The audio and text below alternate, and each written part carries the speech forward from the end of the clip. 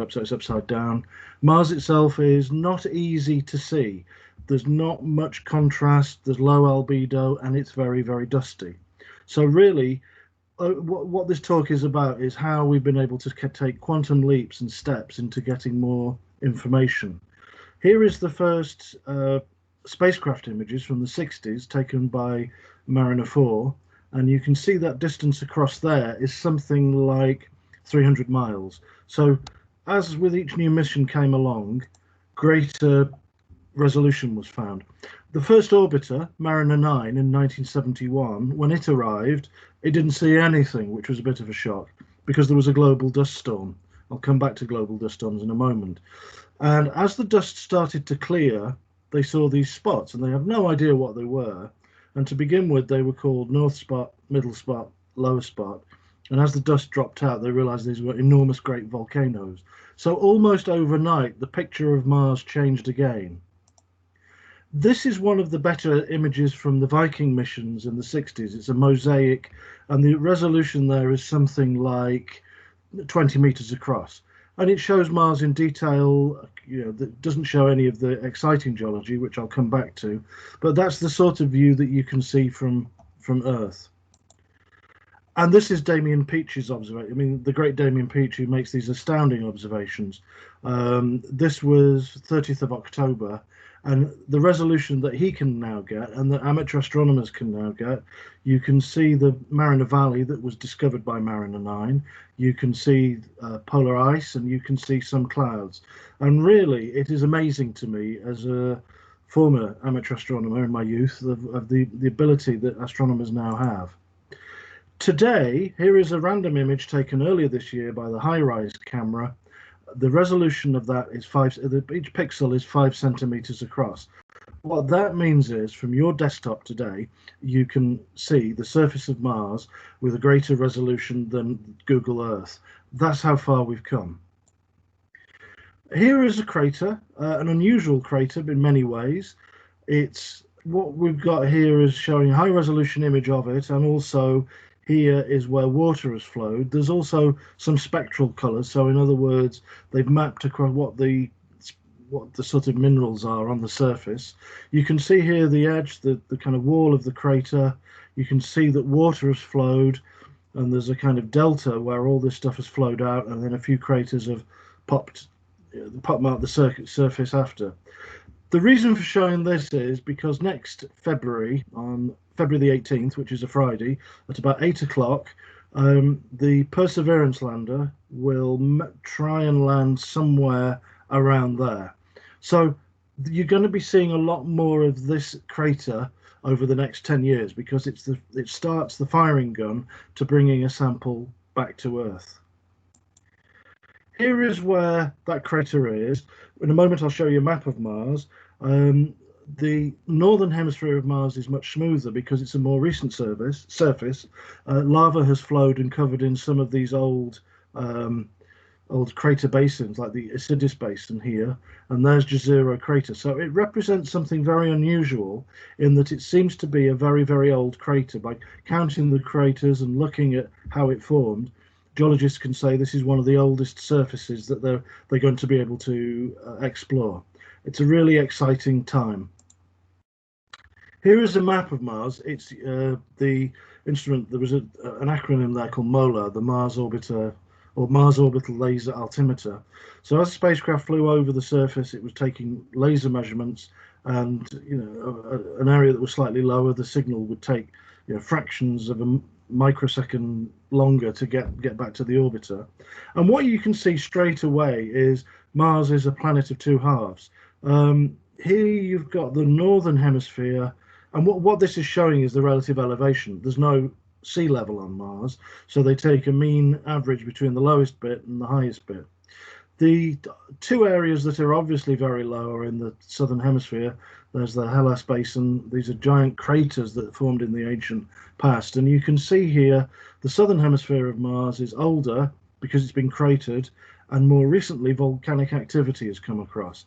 In this region here, there's our friends North, Middle and South Spot, our giant volcanoes, and this sits on a giant bulge called the Tharsis Bulge that just is a sort of, a giant lava plug, for want of a better expression.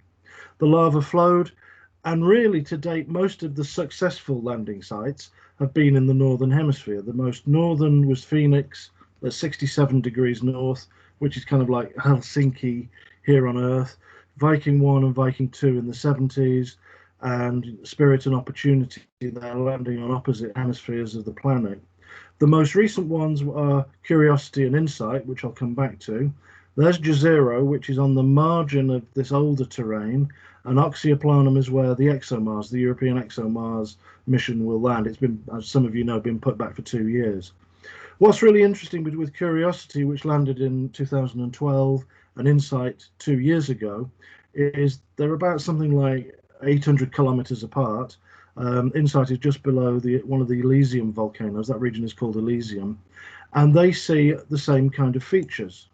And this is a fantastic image, and it actually shows Noctilucent clouds on Mars. This was taken from Curiosity, and looking back in the opposite direction, because it's further north, the InSight lander cameras have seen the same things. Mars is a very, very desiccated, freezing planet. The atmosphere is very, very thin. At the surface, it's about 7 millibars at most, which is about the same pressure at 100,000 feet on Earth. And yet there's still water vapor there. This really is one of the many themes that have come through in what I'd call modern era Mars exploration. It was as recently as 1963 that the Mount Wilson Observatory, that the spectral lines for water were found. It was elusive, it was missing, people wanted there to be water there, and it was as recently as 1963. But there's a lesson that will keep on happening through this story, which is this.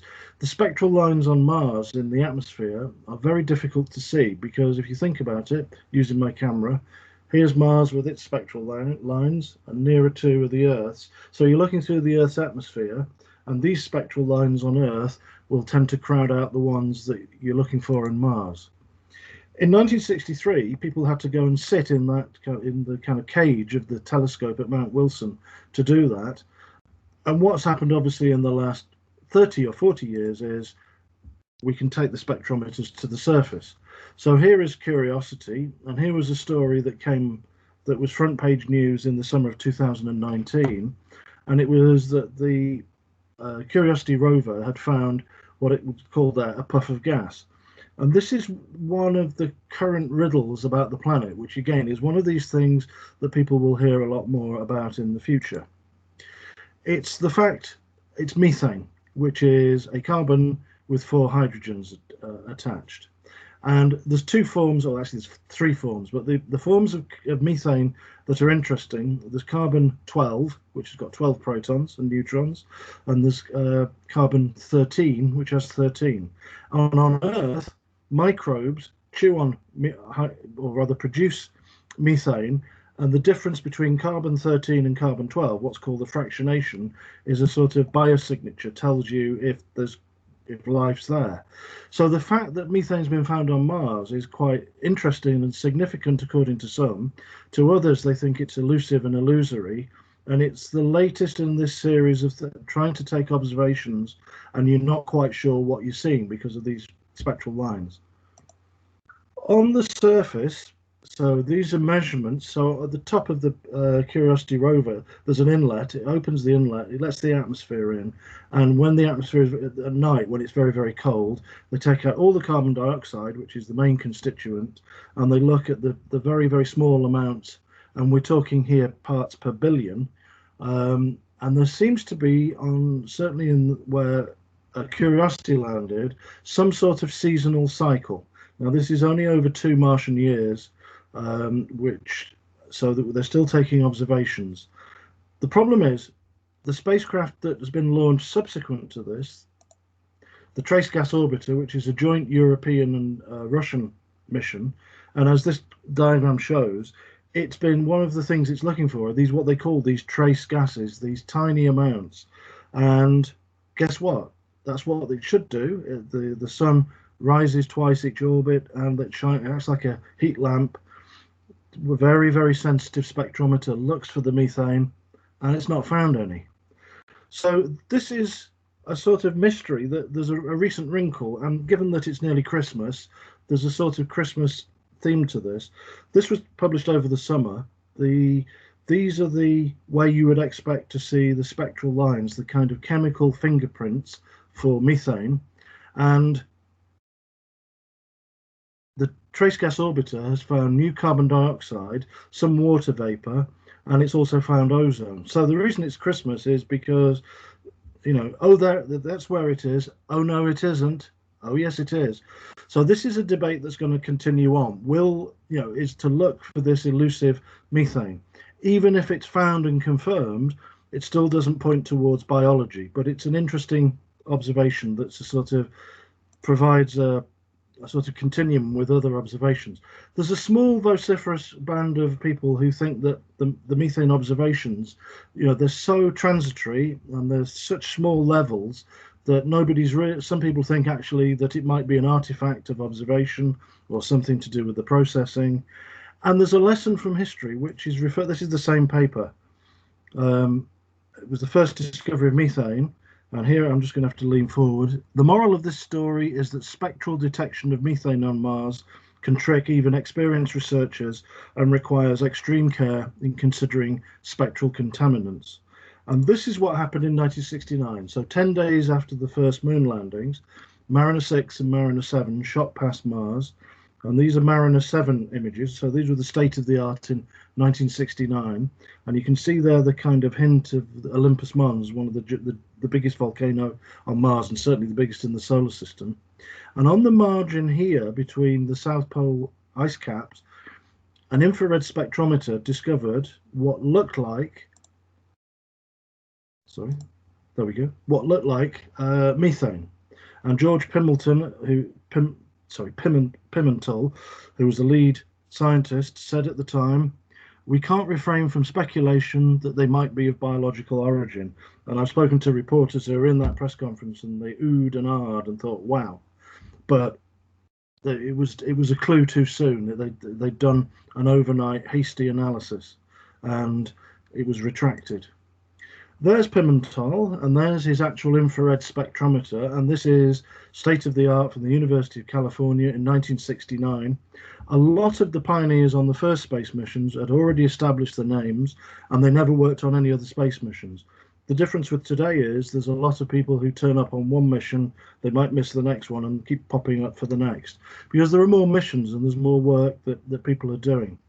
The reason for showing this is purely because its grandson is en route to Mars even as we speak. So in less than 100 days, the Emirates Hope mission, it's got 3 spectrometers. This is the infrared one, built by a consortium of American universities. And the next step will be to make the same kind of measurements, but with greater accuracy. So there's an infrared spectrometer, and it will be looking at the dust storms and water vapor.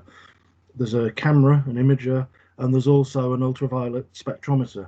And here we are, 55 years into spacecraft measurements, and there's still mysteries that are happening overnight. This is another one that happened, that was released over the summer. This is an ultraviolet image of Mars, and it's looking at the very high altitude chemical species. So it's where the solar wind is interacting with the top of the Martian atmosphere. And there's discovered this strange kind of pulsation of nitrous oxide species.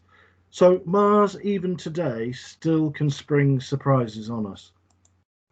That observation was made by the MAVEN spacecraft, which has been in orbit since 2014, and it's looking, the MAVEN is Mars, atmosphere, volatile, and evolution.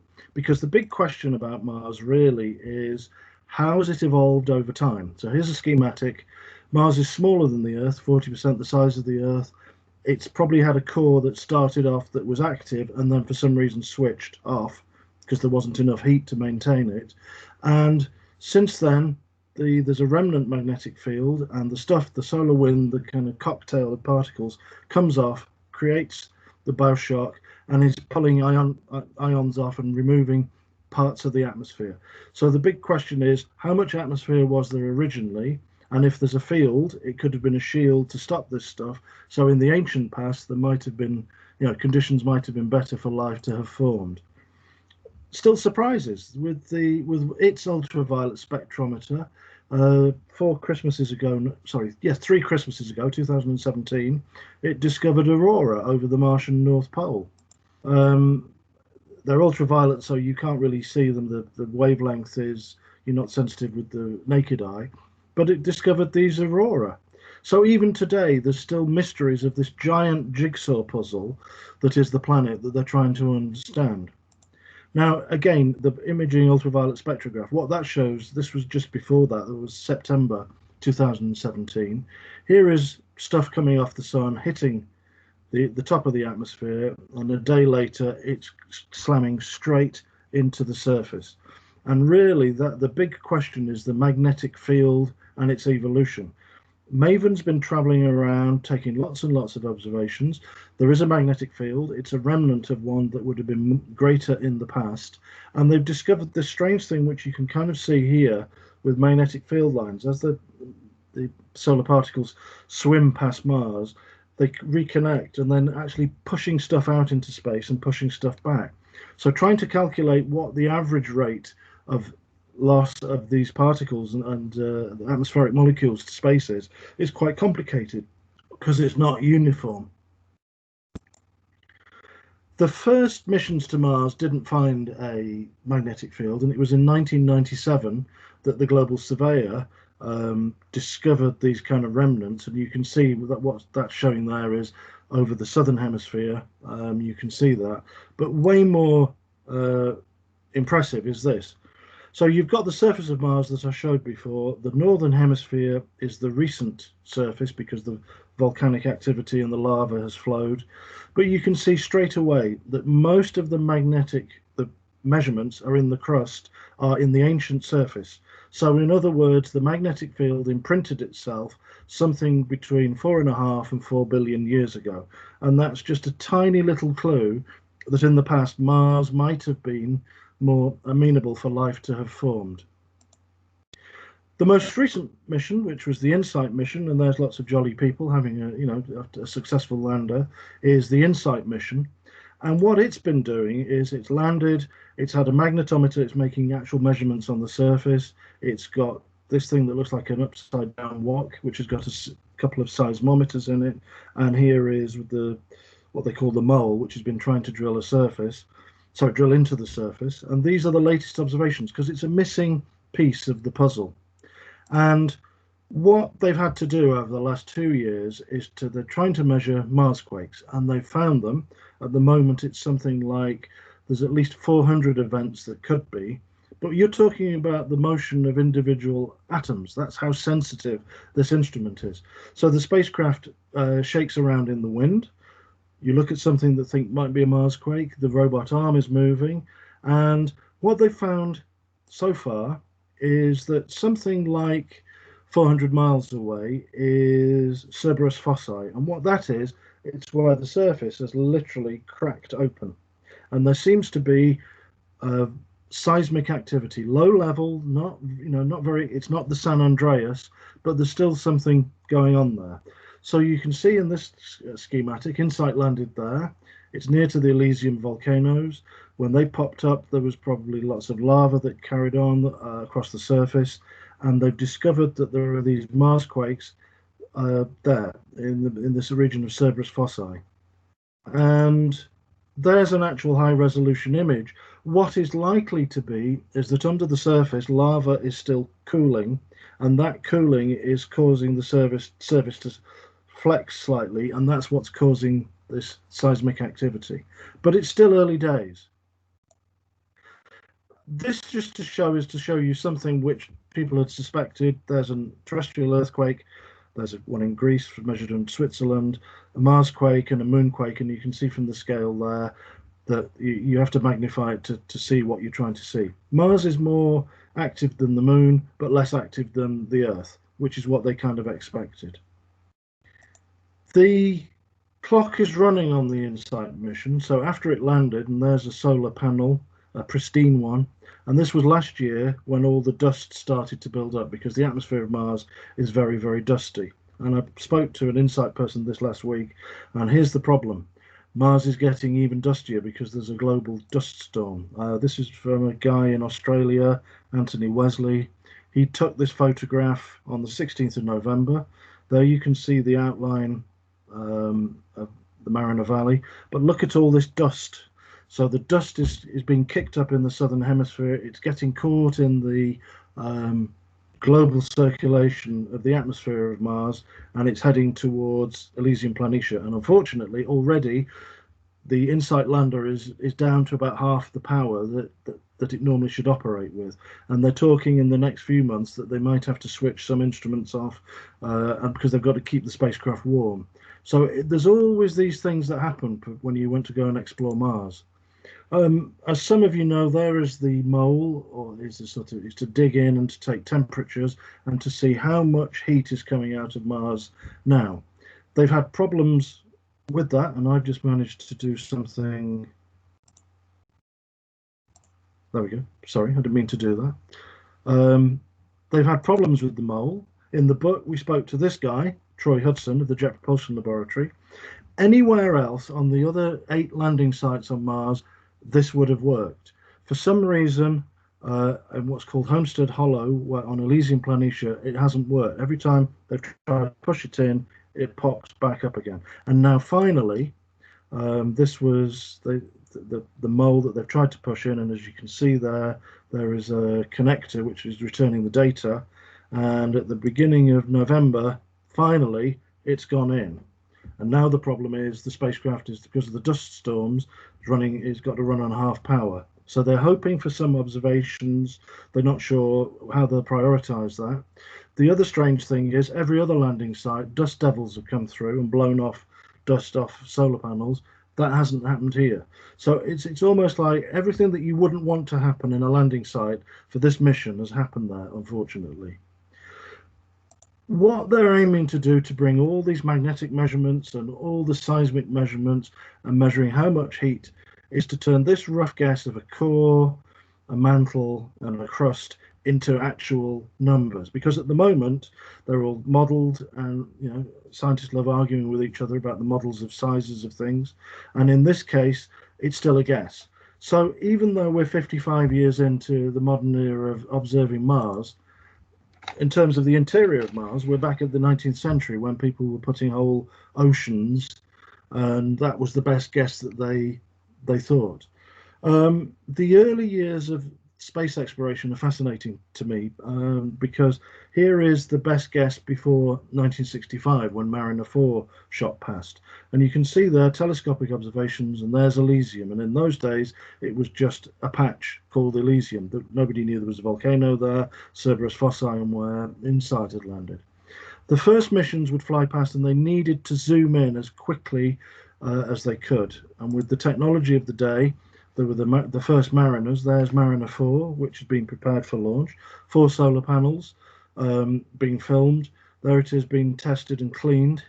And there were 2 of them. And Mariner 3 launched in, I think it was November the 5th, 1964. And unfortunately, the top stage there of the Athena didn't open. So it was like a butterfly trapped inside this thing and didn't get as far as Mars. They had 3 weeks to redesign that. They did, and Mariner 4 made it all the way to the Red Planet. As amazing as it seems, in 1965, high-tech was a tape recorder. And a bit like Mission Impossible, really, this tape recorder will self-destruct. They'd had to send a command from the Earth to record all the data, and then they had to send a command to switch it off and then play it back.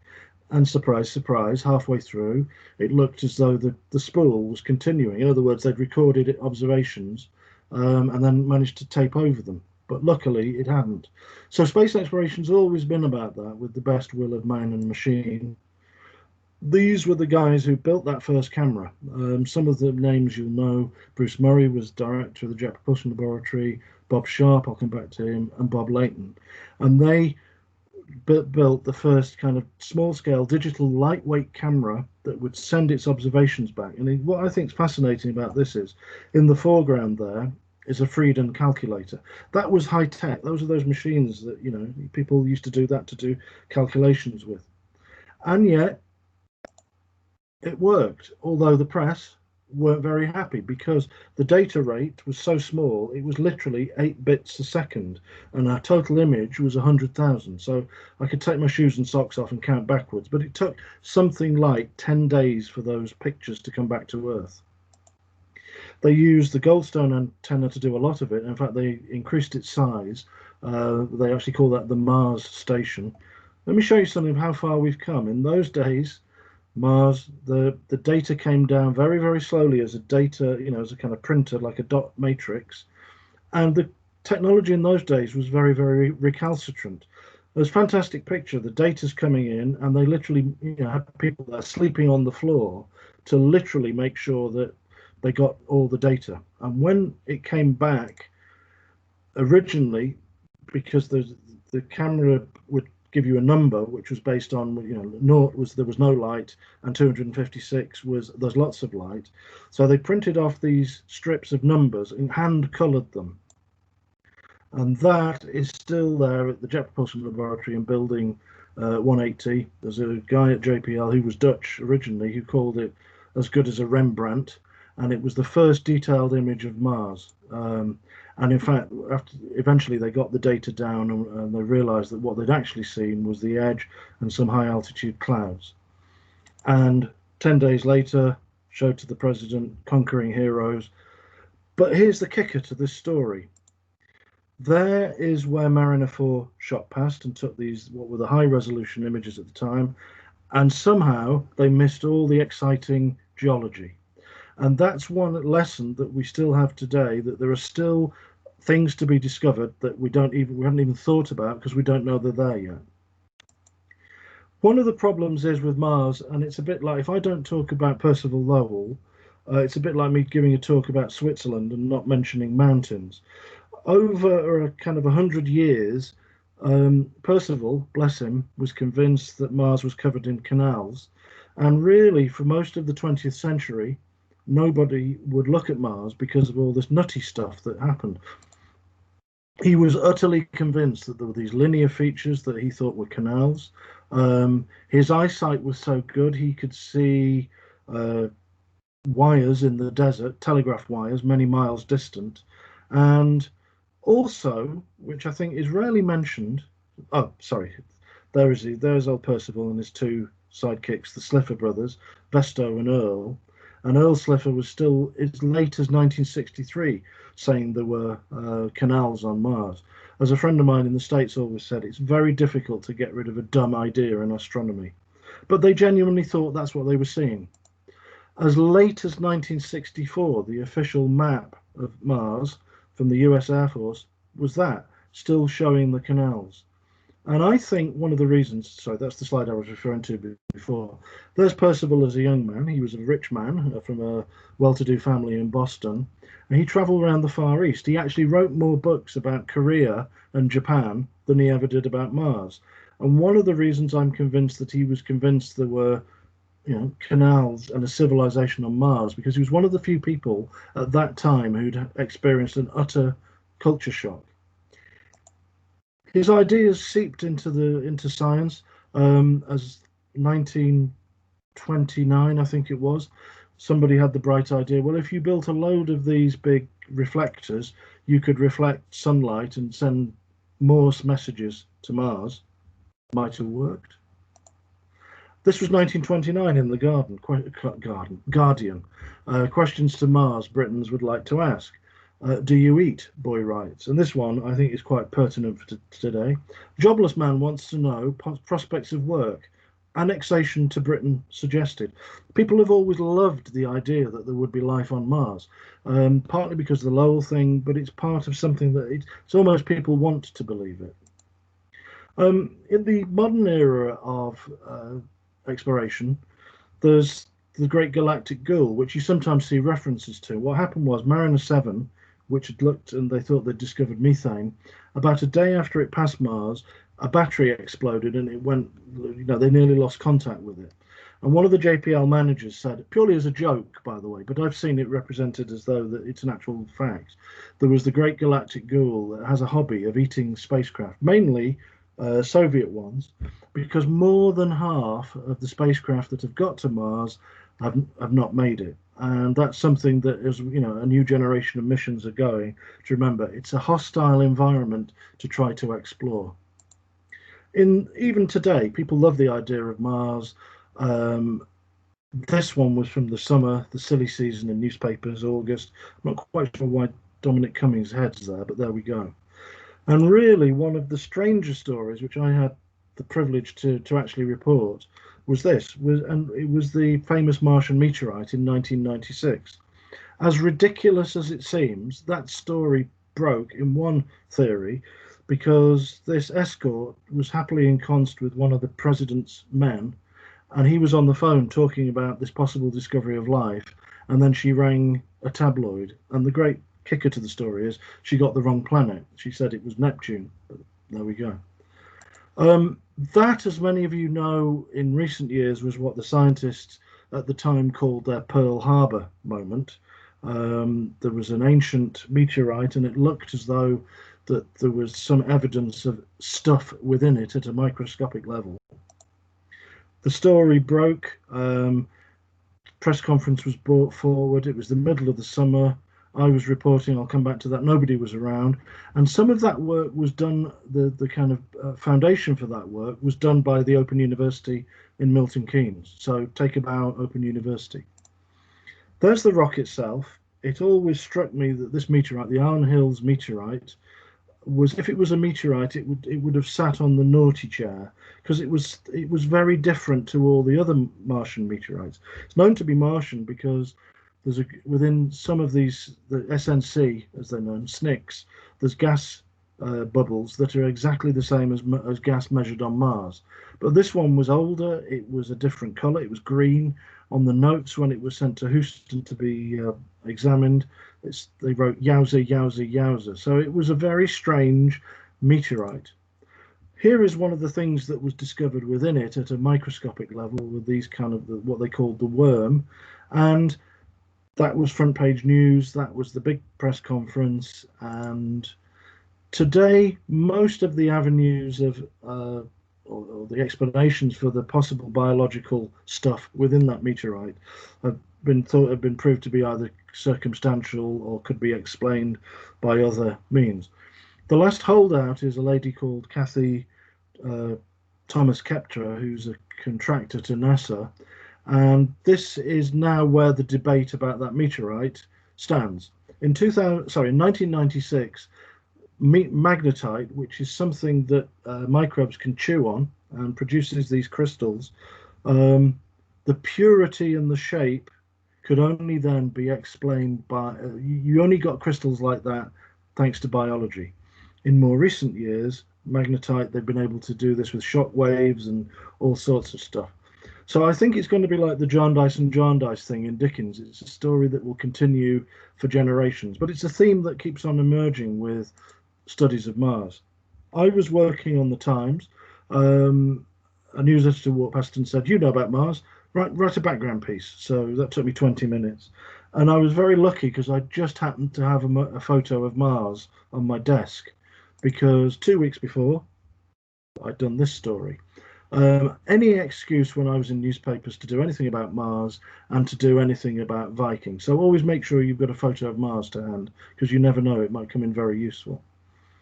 The Viking mission was, everybody has their favorite space mission.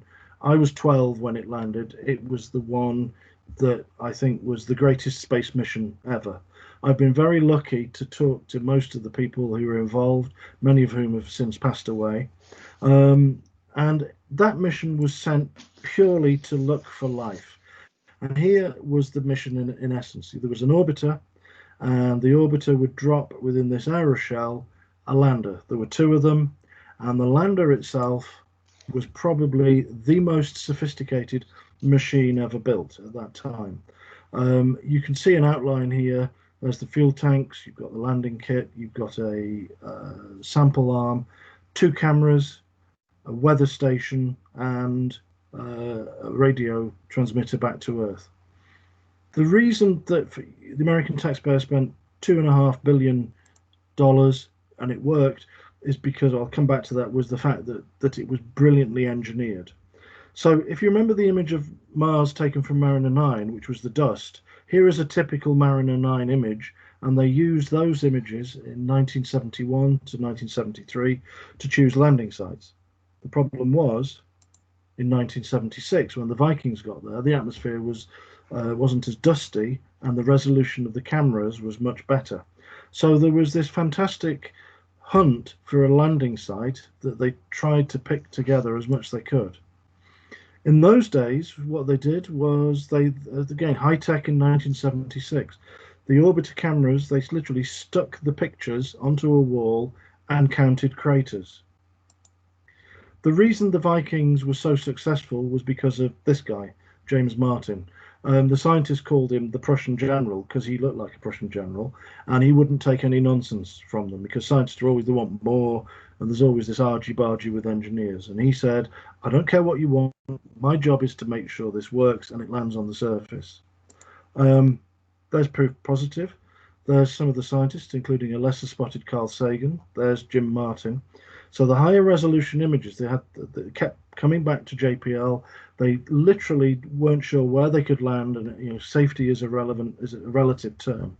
And so what they did was the Vikings came into a long looping orbit like that on the periapsis, the near point. They kept moving this orbit. Now again, Viking 1 arrived in June. They knew Viking 2 was coming in August, and there was the equivalent of a kind of telemetry traffic jam. So they changed the orbit and desperately were trying to look for these, what they thought was a safe landing site. And for that, never mentioned in the histories, are the 400 interns, the students who were there for the summer with their, doctoral supervisors, and they had the unenviable task of doing this. And there's some of them cutting up the images, sticking them together, and counting the number of craters, because that was the only way that they knew that, if there were fewer craters, it was obvious the surface was probably going to be smoother. But that was high tech in 1976. They wrote a song, To Diamonds Are a Girl's Best Friend. Jim Martin may seem to make all the decision, but interns make the mission work. And there was the famous meeting of all the scientists just before the landing, and there's Jim Martin making sure that the scientists, that they all agreed that, because he didn't want anybody afterwards saying, I don't want any of you coming back and saying we weren't happy with that landing site, because that's the sort of person he was. It was worth it because the first landing was there. You can still see some of the motion of the dust that had been kicked up. And there was the very first image of the footprint of Viking on July the 20th, 1976. And there's a rarity, a happy, smiling Jim Martin, taking the champagne out and having sharing it with two former NASA administrators. And the reason that mission worked was because he rode herd on everything to make sure that it worked.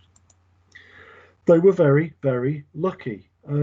Sort of 30 feet away was a giant rock. Now, if Viking had come down 30 feet away, it might have smashed on that rock. And that's what was always the big fear. You can see here in this image, in this panorama, there's the weather instrument. And again, high tech in 1976, the first weather forecast from another planet by Seymour Hess, who built that instrument. And there's his handwritten note that was put up in the press room. Light winds from the east in the late afternoon, changing to light winds from the southwest after midnight. Maximum wind was 15 miles an hour. Weather on Mars hasn't changed that much. This was the beginning of the month. This was a measurement from the InSight lander compared to just Tennessee. Temperature, it's still freezing. The pressure is minute, and there's still gusts of wind. You can now look at all this stuff and you can actually see the weather instruments virtually in real time based on Mars now. What the Vikings did, they were sent to Mars. The reason the American taxpayer paid $2.5 billion was to take samples of Mars and to look to see if there were microbes in the surface. You can see this image here. That's the actual shadow of the meteorology boom that we saw before. They took a sample.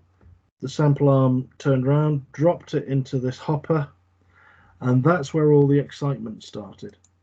There were three biological instruments. There was the labeled release, and there were a couple of others, the gas exchange, which is there, and I'm trying to find the other one, which I can't quite see. the pyrolytic release.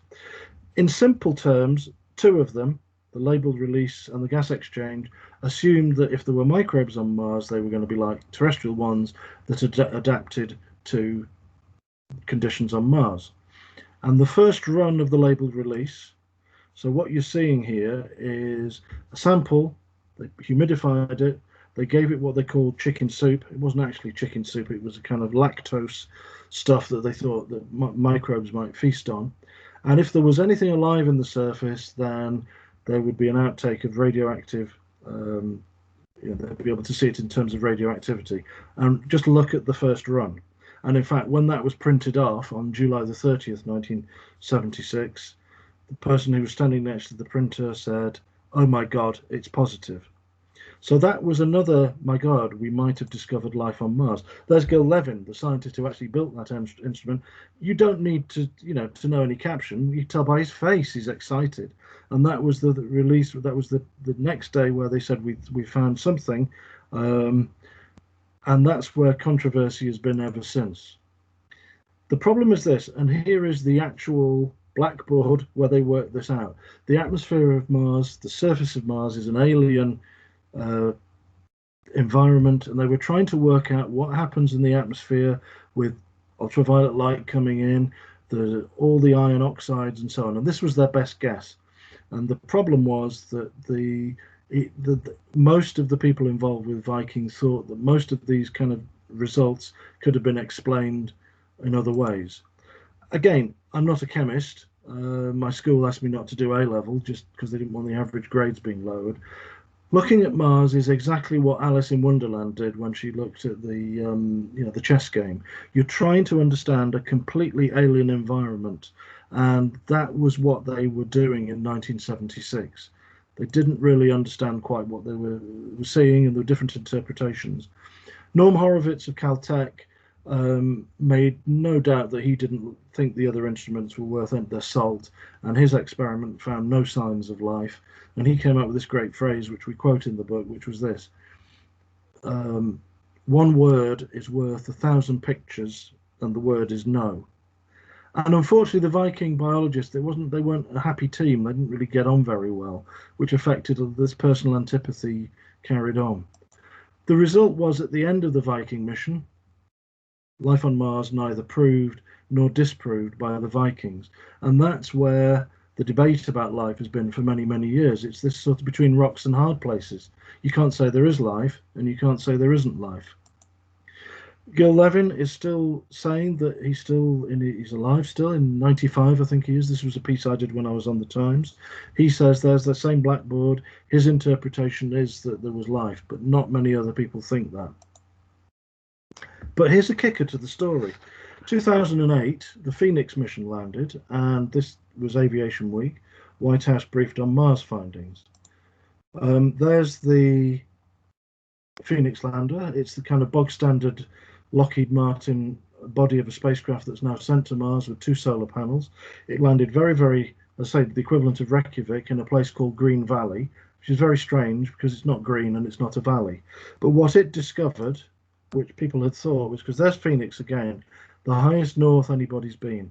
The nearer to the poles, the colder it is under the surface, and people have been saying for years there's ice under there, and that's what it discovered. So you can see here all the more recent missions are closer to the equator, but Phoenix was the standout at the 67 degrees north. After it landed, the cameras, there was ice literally under its legs. You can see them there.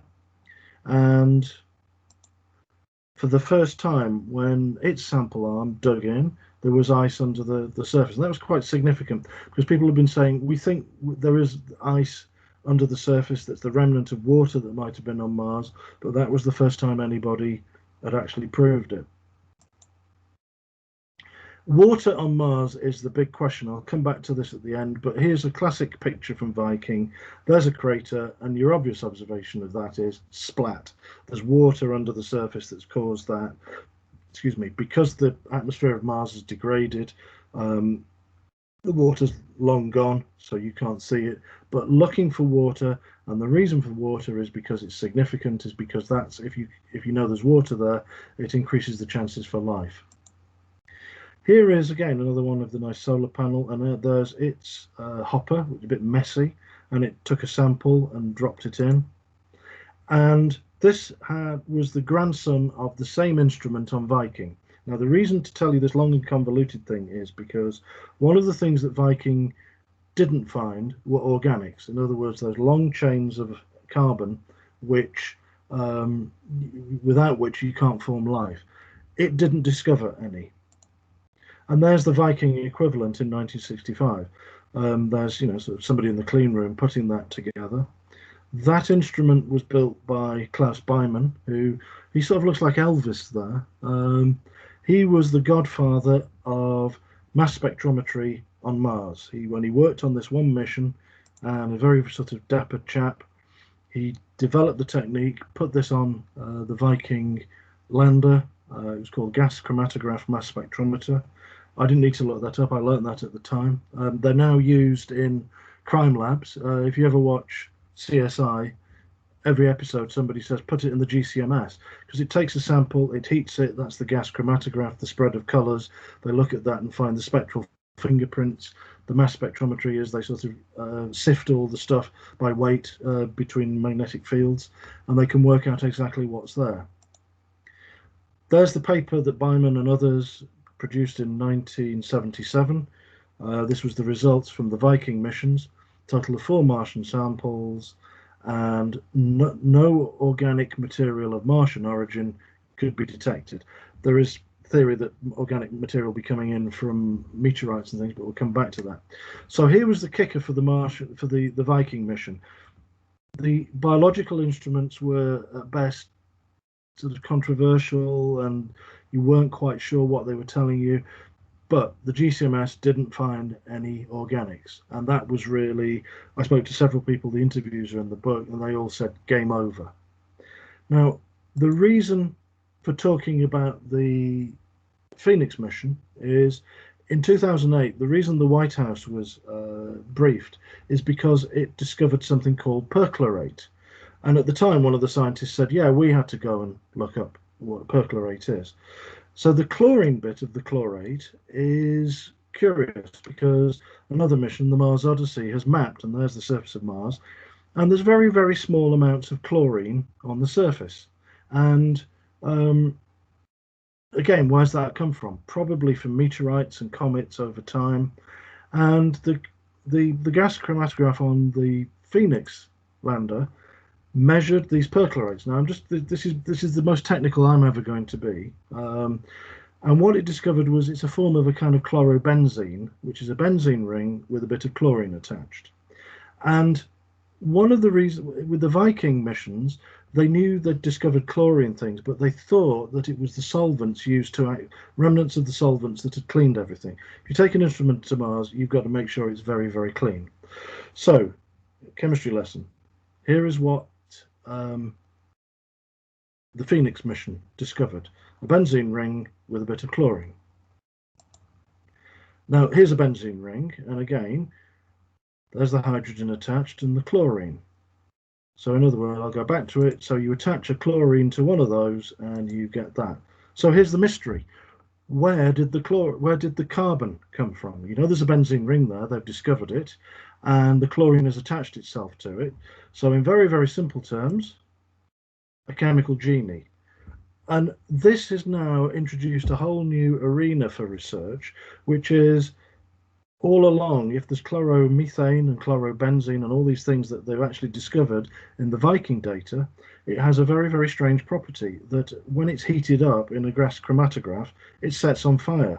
So in even simpler terms, that chemical genie has literally burst into flame as it's been heated up.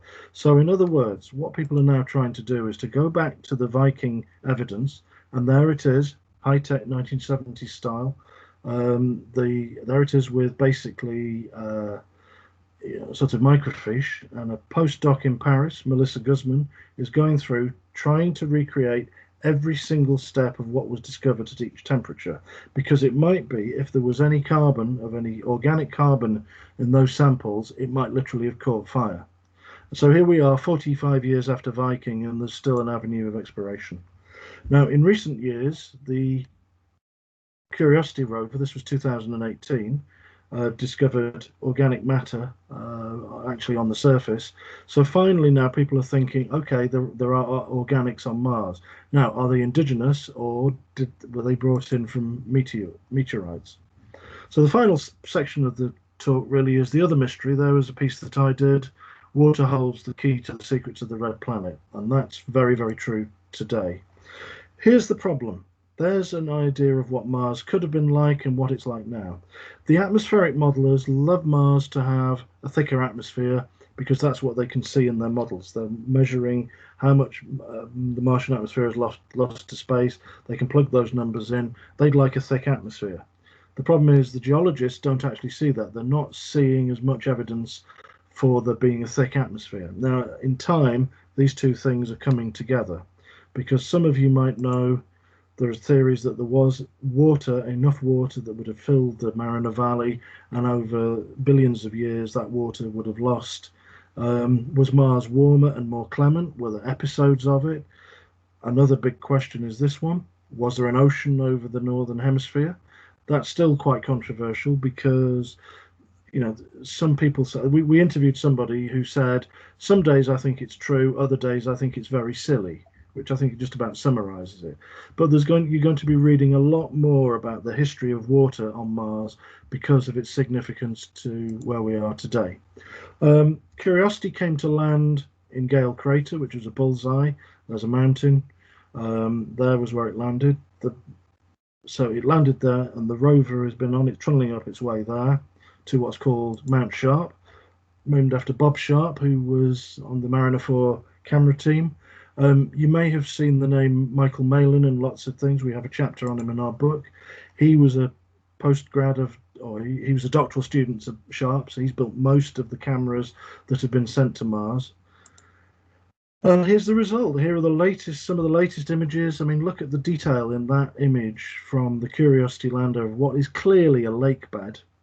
And as it's heading up towards the summit of Mount Sharp, and this is a fairly recent one, what's happening is it still wants to trundle up to the top there. Somewhere here, the chemistry of the surface has changed from there being clays to sulfates, and what that means is that the climate changed. Now, did it change suddenly? Well, clays means there were water. Sulfates mean there was much more sulfur in the atmosphere. That makes it very difficult to maintain anything in life forms because the chemistry changes. But this was discovered 2 years ago. They called it Old Soaker, and this was a sediment which has the same kind of shape, mineralogy, as the sort of thing that you find in Altiplano in South America. Now, here's a desert, mountains that doesn't actually run off to the sea. The same things could have happened on Mars, where you had local water that over geological time evaporated away and left behind samples that you're waiting to find. Now, if there was hydrothermal activity, and there's a lot of discussion about that, then you've got the possibility for life in the ancient past on Mars. And the reason why Perseverance is landing there is because all those things I've just talked about, water flowing through, possible hydrothermal activity, could have taken place there. So there's the bullseye for the next mission for next February. Here's another quick thing to say how quickly how good we've got at landing on Mars. When the Vikings landed, the ellipse was like that. With Curiosity, they've got to land, with Perseverance, they've got to land, even 2020 Mars, they've got to land in a specific spot, and particularly the follow-up mission to grab the samples, which I'll come to. Exploring Mars with rovers is hard. There's the wheels on Curiosity. They've had lots of wear and tear. So for the next mission, Perseverance, this guy, Rich Rieber, who has helped redesign them, he's interviewed in the book, which is one of the funniest interviews I've ever read. A great guy, good sense of humour. There's Perseverance on its, as it will. It looks like Curiosity, but it's not. It's got a different set of instruments, and rather than me tell you what it's going to find, like Jim Bowen, here's what it might find. I'll come back and tell you what it has found. So that's where we are. I started with a book, my illustrious career with a book about Mars in 1988. One lesson that I learned is all the big space spectaculars, that would have been the reason that in 1988, the Soviet Phobos mission, it didn't work. Mishap-prone mission to Mars. It can still happen. Mars is a very, very tough environment. Mars Observer, the first American mission, that was also lost in 1993. ExoMars has been delayed. My collaborator Elizabeth has been covering space more recently than I have. We've decided to join together because I'm old and know all the ancient history, and she's up to date. She's also been to Mars. I'm very jealous. She's been to a Mars base in Utah. I've been to JPL, and my pointing at a rover. So I'm just running over slightly, but let me bring you up to date where we are now. One thing that never changes is the ability of space agencies to make something really exciting boring in these kind of graphics. So let me try and explain the next steps. Here's Mars 2020 or Perseverance that's going to land in February. Another mission will go and land, and then another one will go into orbit, and they will try and will take the samples that Perseverance is going to find and bring them back to Earth. It's not going to be easy. Now, to quote a James Bond villain, 2 ways to disable a crocodile. You can shoot it, or you can put your hand in his mouth and pull his teeth out. Now, the point of using this is it's the same with bringing back samples of Mars. You can't just get the sample and fire it back to Earth. There's lots and lots of different steps that you're going to have to take. Perseverance hopefully will land in Jezero Crater. It will take these samples. Then in 2026, it could be delayed to 2028. The next mission needs to land, and it's got this what's called range trigger to land. It needs to land as close as possible to where the previous mission has landed. Here it is. There'll be a fetch rover, which is a kind of Martian minicab that will be faster. It will have to travel 3 times faster than any other rovers and pick up these individual samples. Then it will trundle up there, put them into a container. This is the first rocket to bring you back that will be taken down to the surface. The samples have then got to be captured in orbit. And anything that's brought back to Earth, you've got to make sure that it hasn't come into contact with the Martian environment. This is the Genesis mission in 2005. It managed to crash. So hence me saying about the sample return. It's going to be the next big spectacular from Mars. It will happen certainly within the next 10 years. There's no doubt in my mind that it will all fit together and that they'll do it. Whether it will all be done in one go is another thing. It is, stick your hand in and take the crocodile's teeth out. The sum total of my knowledge about Mars and Elizabeth's is the book. It is available in all good bookstores. That's about it, really. I can't say any more. So I just wanted to thank you for letting me talk. It's been a great privilege to me to talk to some of the great names over the years, and it's been a great privilege to talk today. Thank you. Thank you very much. Put my mic down. Thank you very much, Nick. That was absolutely fantastic. Thank you. I'm sure there's going to be a few questions. I'm sure there's going to be a few questions for you. I saw Tracy looks eager with one anyway. Now, you've been promising me a really difficult question on Twitter. So if you ask me a really difficult question, I'm just going to mute and pretend I haven't heard you. Oh,